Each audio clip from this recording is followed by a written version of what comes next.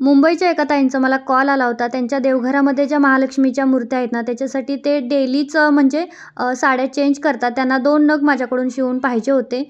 शिवायच्या आधी छोटं-मोठं नको व्हायला म्हणून मी त्यांच्याकडून मेजरमेंट घेतलं होतं. त्यांनी दिलेल्या मेजरमेंटनुसार उंची टाकली. फक्त उंची टाकली. त्याच्यामध्ये काही मार्जिन वगैरे ॲड केलेलं नाही आहे. कारण वरती जी पट्टी येणार आहे ना, तर ती आपण मार्जिनसाठी पकडतो. त्यामुळे मग जेवढी उंची असेल तेवढी उंची टाकली. रुंदीला मला थोडासा घेर जास्त पाहिजे होता म्हणून 33 इंच इतकी मी रुंदीला कपडा घेतला होता. त्याच्यानंतर मी पट्टी जी म्हटलं, ती पट्टी मी वरनं अशी जोडली, जी की 1.5 किंवा 2 इंचाची असेल. पहिल्यांदा खालच्या बाजूने जोडली. वरच्या साईडला फोल्ड करत परत तिला जॉईंट केली. झालं एवढंच काही ती साडीचं स्टिचिंग होतं. खूप सोपी आहे ही साडी शिवणं महालक्ष्मीसाठी आणि फायनली माझी पहिली साडी रेडी झाली.